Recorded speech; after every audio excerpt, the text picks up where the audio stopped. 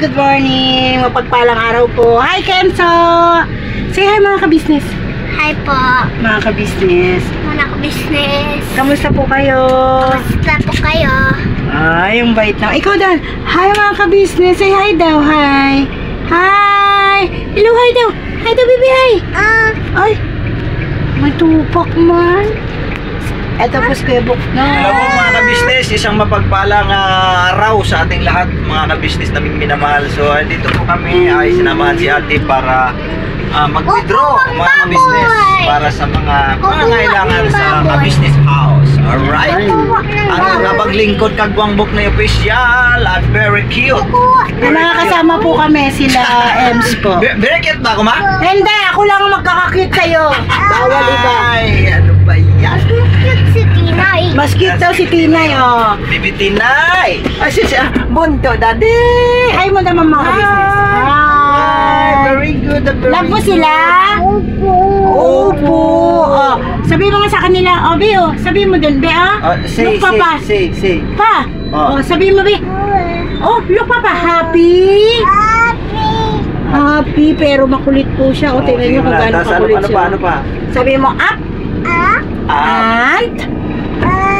And. What is the sounds of dog? Burp. Burp. Kuma. Burp, burp, burp. Ako na yun. Burp. Marunong eh. Ako na. What is the sounds of cat? Meow.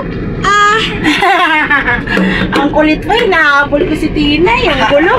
Marunong yan siya, no? Dami na niyang alam, mama, no? Opo. Napakarami niya ng alam na salita. What is the sound of goat? Me. Very good. Ako ang baby goat. Ako ang baby What is goat. the sounds of goat? Me. Very good. What is the sounds of Worse. horse? Nay, nay.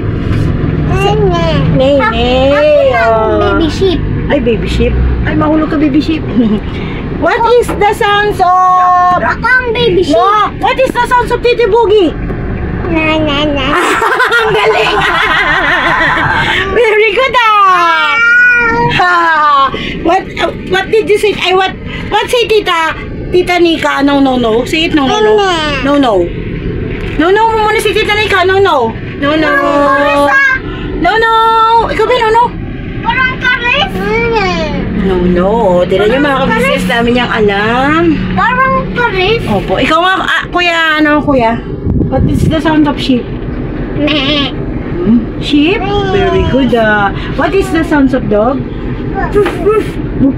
Ay, ang galing. What is the sounds of pig? Oy! So, yan po mga kabisnes, ganito lang. Dito lang po kami sa sasakyan. Ang mga batang makukulit. Nakatulad ni Tinay. Si Kuya Kenzo behave yan. Di ba Kuya Kenzo behave ka? Opo. Tinan mo si Tinay, oh. Ang kulit-kulit eh. Ang kulit. Batang makulit. Si Tinay makulit. Kantahan mo ako, Kuya Kenzo. Ano? Mga kabisnes. A heart of gold pala. Nakalimutan mo na? Pa, nakalimutan na daw niyang heart of gold. Tayong lahat ay Magkakasama. Tayong lahat ay naging masaya. pagtulong yun ay sigurado. Kanta mo, Kitso. Pagkat mayroon kayong heart of gold. Hindi nila narinig eh. Mga Kenzo. Mahal namin kayo. Yan, very good. Mahal namin kayo. Kasi po mga ka-business, may mga kampanin kasi kami ngayon sa church, no? Mga ka-business, lahat kami nasa church ngayon. Ang naiwan na dito si Yasu at saka si Kia. Ayan, si Yasu nagluto doon ng itlog para mabilis. Ako nagluto ng itlog. Ay, ito, luto pa niya nandun. Ano, maingay man nandun. Si Yasu nagluto din. Ayan po mga ka-business. Kuya po lang. Pinrito niya po yung paksiw. Yung isda. Uy, masarap yun. Yung paksiw mga business tapos lutuin. Pwede yun. Pinrito. Yas, sige Yas, bigyan mo rin ako. Bigyan mo rin ako. Si Kuya Dodong pala. Kuya Dodong, bigyan mo rin ako ng paksiw na pinirito. Yan, sarap yan mga business. Maliliit na isda yun. Ako yung parang naganito na siyo. Pinaksiw namin kanina. Sarap, sarap.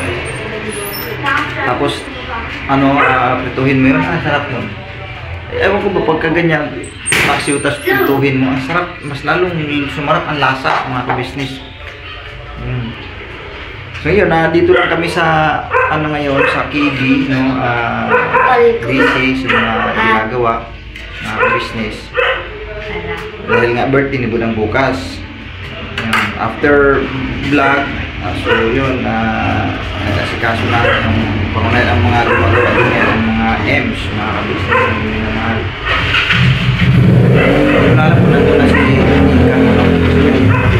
napansin. Kami kanina ay sama kami i-enjoy sa pag-vlog, si Bay, ako, si Bornog, si Bugi, si Gadamo, kami magkasama sa vlog kanina mga business. So pagkatapos ng vlog namin ay dito uwi na kami kasi may mga gampanin kami sa church mga business. So ito lang yung aming ngayon daily routine mga business. Tapos si Mengay andun pa sila, bumalik na doon, nag-ano lang kami, meron lang kaming kampanya sa church. Kinipasaan. Andun si Tinay, nasa KB house din, nandun yun, naglalaro yun doon. Mga business, ang nagbantay ngayon doon si Koy Koy. Ay, umaga na. Ang sarap ng tulog mo dyan kanina nadatnang kita dyan tulog na tulog ka So yung mga kapis nagutom na. Doon naman ang kuya niya, nagkasikaso. Pero ikaw nagsaing Siya nagsaing. Marunong magsaing yan mga business. Ano dong? Paksiw dong? Naluto? Pahingi ako dong mamaya. Sarap yun yung paksiw tapos giprito. Piniritong paksiw. So wala na tayong ubos na yung isang kalahating kaban. Nakapos yung kalahating kaban namin ito na lang natira. Pero meron pa akong kalahating kaban dyan at saka may kalahating kaban pa ako rito walang bawas Tapos yun po, dinaganan nila ng ayun may kalahating kaban pa ako rito mga business wala pang bawas yan mga business, wala pang bawas yan. Tapos mayroon pa ako ito maliit yan, maliit pa ako yan. So yun mga ka-business, kasi ang namin tag nito yung bigas talaga namin makabisnes isang buwan ay tag nito dalawang talaga yan, dalawang tig 25 kilos talaga yan lagi, kasi hindi naman kakasa sa amin ang ganyan lang 25 kilos lang, lalo pat ang bigas na nabili mo ay yung hindi siya maalasa mga ka-business. Yan, kulang talaga sa amin ang 25, siyempre sa dami nga naman namin mga ka-business. So ang lagi ko talagang binibili, laging tagdalawang tig 25 talaga yan para sure. Pero yung na yan, nung pagkasahod pa lang namin nung nakaraan, yung pagkasahod namin nung nakaraan ay yun ang agad ang binili ko. Kailan pa yun?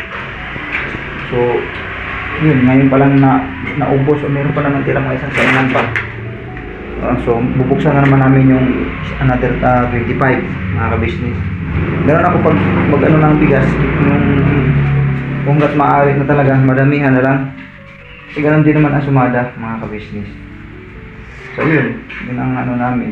Kaya bagay, bigas kasi talaga napakahalaga Di bali yung sa ulam, magagawaan na ng paraan. Mas mahirap kung wala kang bigas, di ba? Ang pinaka mahirap pag wala kang bigas.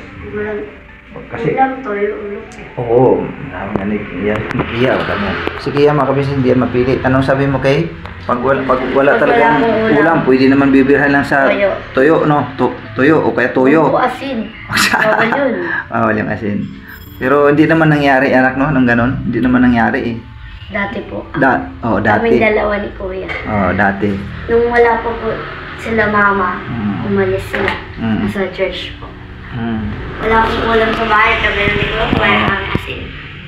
Ganun yung mga anak ko, hindi yan sila mapilit mga business. Kung ano yung meron, kumakain yan sila.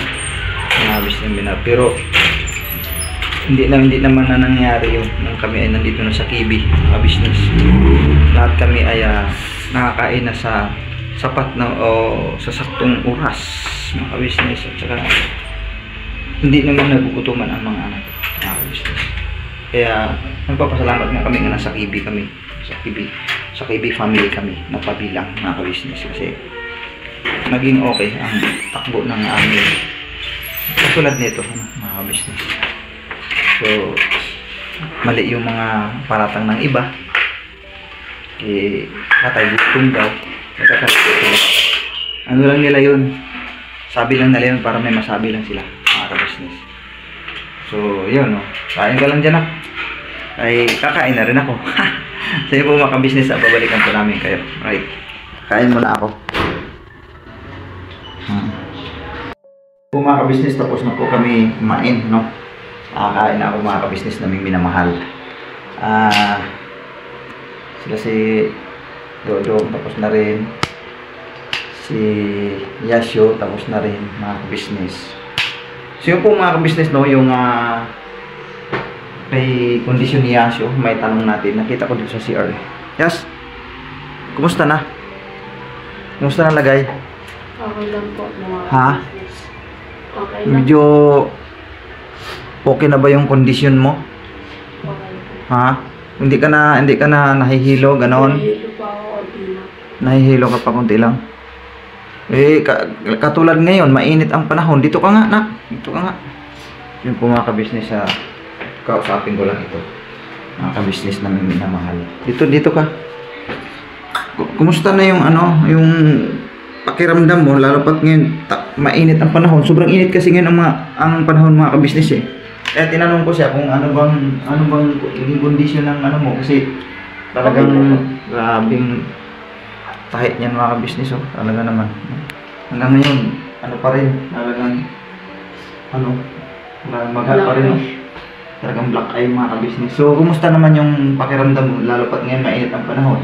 Kasi dito sa loob ng bahay, mainit pa din na may singaw talaga. Sobrang init ngayon mga ka-business. Kaya tatanungin ko siya kung anong kondisyon mo. Okay lang. Okay lang kasi ito. Yung dito, yung turo. Oo. Lumobo siya. Oo, normal yan kasi injection kasi yan, kabilaan. Normal yan. Normal lang naman kasi talaga yan pagka ganyan. Yung kuan mo, yung parang pakiramdam mo parang ngalay, no? Kasi injection Pero yung dito sa ulo mo, tulad nung mga nakaraan, nung naalala mo na yung dinala ka namin dun sa ospital kasi panay ka ang suka.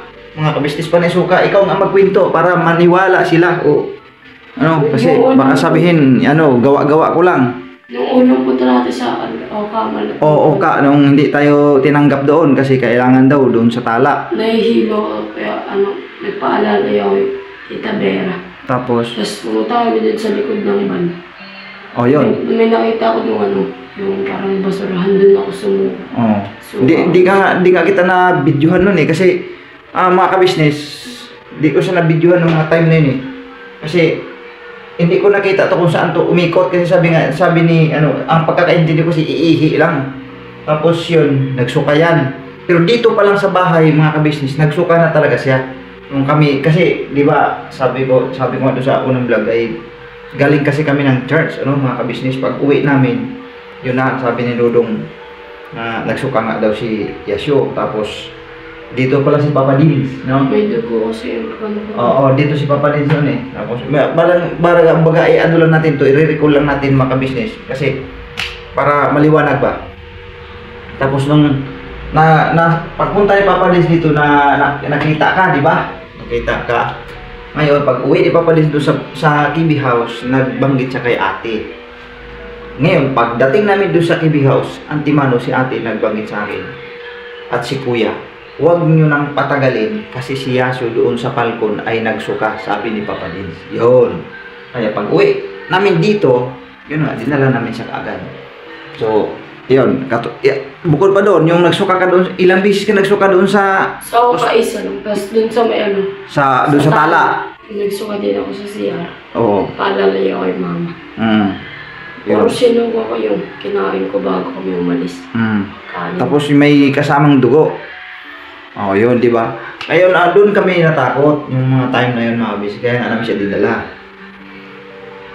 Tapos ngayon, sa awa ng Panginoong Diyos, ay yun, anong sabi nga, di ikaw naman nandoon sa loob kasi hindi naman namin kayo na-vlog doon sa loob kasi bawal. O ngayon, isabanggitin mo. Sabi daw, wala naman daw tama yung ano ko, yung mga katawan ko pa sa ulo.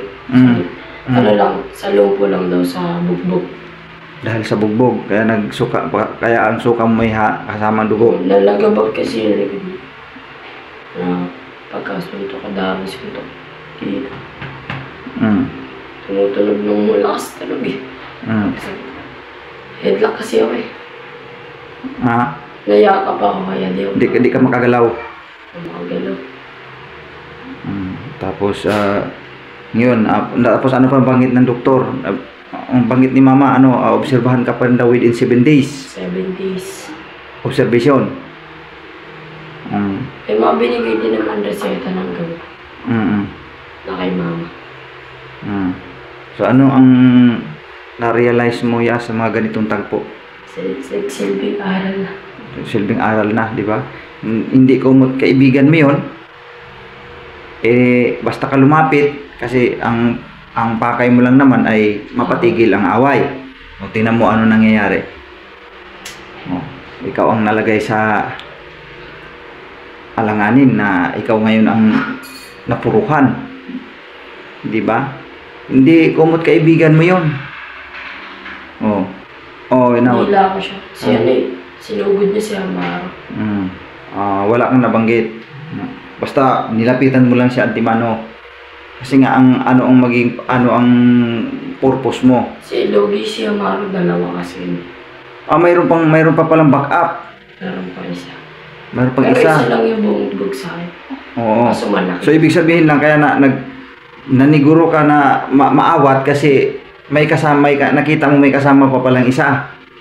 May balisong pang dala. May balisong pang dala. Kutsilyo. Yung tinatapik. Yung tinatawag na Batangas. Yan. 29. 29. Batangas. Gawa ng Batangas yung 29. Di ba? So pagkatapos nun, ayun na nga mga kabisnes na napunta sa trouble, ngayon siya ang nadali. So wala. Doon ang tinakbuhan yung kalaban. Sa computeran sa loob. Doon siya tumakbo. Tapos bukod pa dyan, sa ulo mo, wala nang masakit. Bukol lang. Bukol, yung mga bukol. Madami kasi siyang bukol dito mga kabisnes hanggang ngayon. May mga bukol yan. Tapos, ang sa likod, sa pakiramdam mo dyan sa likuran, masakit pa ba? Masakit pa. Konti lang. Kunti na lang, pero masakit pa. Tama nga yung sinabi ng doktor na obserbahan ka pa sa loob ng 7 araw. Kahapon lang tayo umalis. So ngayong araw na to, sa loob ng 7 araw yan.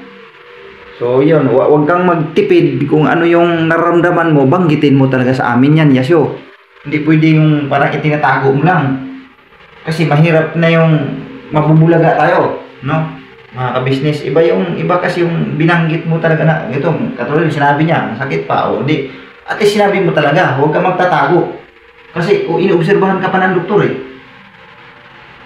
Kasi nga gawa ka ng pagsusuka, bagaman nung sa CT scan ay wala namang nakita, naging problema. Pero bunga nga nang nagsuka siya kasi siya ng tugo. May, di ba tama? Dito sa CR. 2 beses. Naniguro ang doktor na obserbahan pa rin natin sa loob ng 7 araw. Yun. So, ang tama yun, binanggit mo, masakit pa kamo yung likod mo, sakit yung ulo mo dahil may mga bukol. Tapos yung kirot dyan sa tahi mo. Di ba mga kabisnes? So yun, basta kung ano yung naramdaman mo, huwag ka magtipid, magsabi ka sa amin. Para at least alam natin. No? So, yun lang naman. At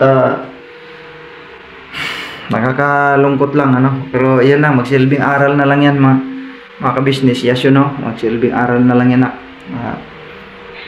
pagka ganyan, may mga ganyang tagpo, tawag ka na lang sa amin. Malis ka sa area, kung may mga ganong tagpo. Umalis ka at tumawag ka ng mga malalaki, huwag mo nang suluhin. Kasi yung nangyari, sinulo mo talaga nandun na yung katotohanan na nagmalasakit ka sa tao dahil unang-una, pamilya natin yon. Oo. Membro ng ka-business family. Nagmamalasakit si Yasyo. Kaya nga lang, yun nga lang, nalagay siya sa langanin dahil gasino lang katawan nito, mga ka-business. So, yun ganun pa man, ay tapos na yun, nangyari na, mga ka-business. So, ang amin na lang dito ngayon ay mapatawag sa barangay yung lula kasi nasa lula kasi nakatira yun yung bata na yun. Mapatawag sa barangay at na mapag-usapan ngayon yung mga nagastos doon sa hospital ng Tala. Sa CT scan, tsaka x-ray, dalawa yun, mga ka-business. So, obligado na sagutin nila yun, mga ka-business. Hindi po pwedeng hindi na sasagutin yun. Kasi, sa amin, sinisigurado lang namin ang kaligtasan ng bata. So, salamat sa Diyos na wala namang damage, no, o problema doon sa ulo. Batay doon sa sinabi ng doktor sa resulta ng CT scan. So, salamat sa Diyos. No? Pero, yung gastusin doon ay obligadong bayaran nila yon. Kasi yun ang banggit doon Hindi nga pinabayaran sa amin, mga ka-business tika lang, sabi nung ano. Kasi, kaso ang tawag dito. Kailangan, magharap kayo sa barangay, magkausap kayo para alam nila na ito mayroon kayong ginastos dito sa CT scan, pabayaran sa kanila. Kaya hindi pinabayaran sa amin, mga ka-business nung pagbigay ng yung sa dalhin na sa billing station. Kasi nabasa nung sa billing station, nabasa yung ano pala ito, kaso pala ito kasi nabugbog nga. Ay mag-usap muna kayo sa barangay. Tawagin nyo ang yung nakabugbog nito, pag-usapan nyo doon, sabihin nyo sa kanila, bayaran nila ito yung nagastos nyo dito sa pagpapa-CT scan. Hindi kayo ang magbabayad. Kaya hindi namin binayaran kasi yun ang banggit ko Ngayon kung alam po, mga ka-business, ganun pala yun Tika lang, ano pala to, sige, pwede na kayo umuwi. Pagka nagkausap na kayo doon at alam na nung na may ginastos kayo rito, tsaka kayo bumalik. Nadala nyo na yung pambayad. So at least nagkaroon ako ng idea, mga ka-business.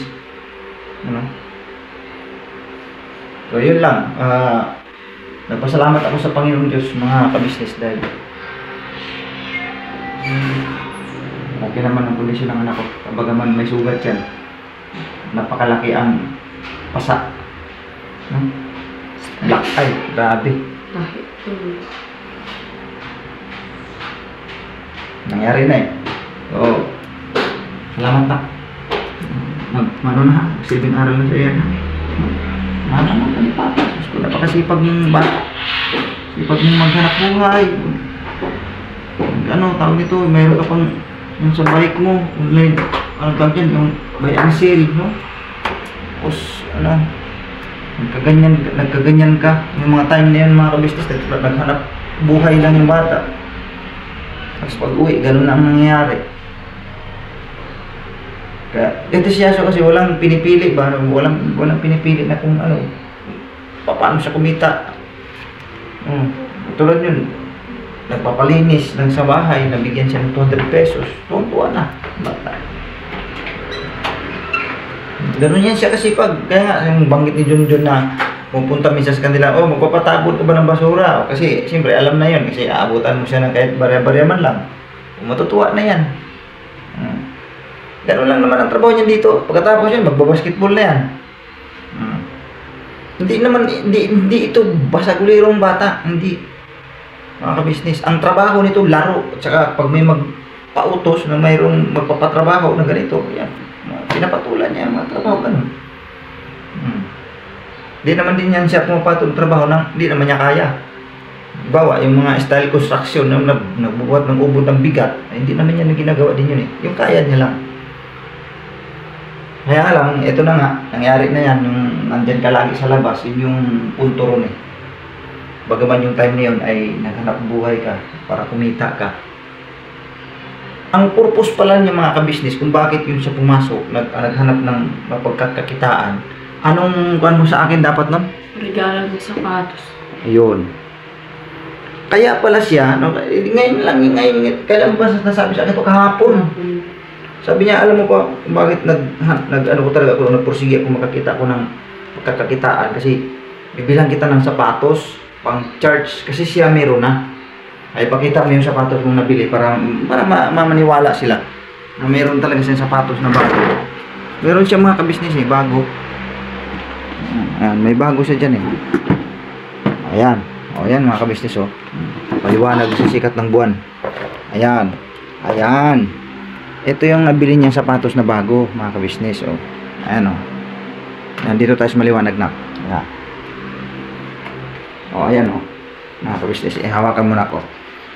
Ipakita natin sa kanila. Ayan. Yun yung nabili niyang sapatos na bago. Tapos may pantalon pa nga, di ba? Pang church kasi niya ito. Ngayon, ang sabi niya kahapon sa akin, alam mo pa, kung bakit ako nagsikap nga na makahanap ng pagkakakitaan kasi bibili din pala siya uli ng sapatos na katulad na ganyan para naman sa akin. Yun pala yung purpose niya. Kaya salamat na nag-isip ka ng ganun. Kasi hindi naman kita inutusan na bilhan mo ako ng sapatos na ganyan eh. Sabi ko nga sa kanya, binihiro ko pa nga siya eh. Sabi ko, baka pwedeng makahiram niya. Hiram niya ko siya. Siguro yun ang naisip niya siguro na para di ako hihiram sa kanya, gagawa lang siya ng paraan na makabili. Kasi ang nabili niya nasa 200 plus lang yan mga kabisnes. Mumurahin lang yan na sapatos. Pero yun sa kanyang puso na sabi nga niya sa akin hapon na kaya siya naghanap ng pagkakitaan dahil bibilhan din pala niya ako ng sapatos na katulad na ganyan na pang charge. Na ako, naantig yung damdamin ko mga kabisnes, nakita mo, tapos na nangyari pa, nabugbog lang. Na naghanap buhay lang yung bata sa layuning mabigyan niya ako. Kasi ang balak pa nga pala niya, isusurprisan niya sa akin. Susurprisan niya sa akin. Mahilig ko sila magsurprisan ganyan eh. Si Makmak ganyan din yun. Kaya ako eh, naantig yung damdamin ko doon sa sinabi niya. Sabi ko na, grabe. Sabi ko nga, sinabihan ko pa nga siya, di ba? Sabi ko sa kanya, kung ganun din lang naman nabugbog ka, kung alam ko lang na ganun ang mangyari, mabugbog ka, di bali na lang, hindi mo ako mabilhan. Kasi naman katulad nun, naghanap buhay ka, tapos pag uwi mo, yun lang palang ma-encounter mo, na mabugbog ka lang, na nagdusa ka tuloy ng ganyan ngayon. Hindi pa siya makapasok sa school. Kasi di man pwedeng araw-araw mapasok ganyan, lalo pat napakainit ngayon kasi ang degrees Celsius dito sa Pilipinas nasa 40 mahigit. 40. Oh, di pwedeng nasa parting hapon pati siya. Siyempre pag umalis yun, tanghali na.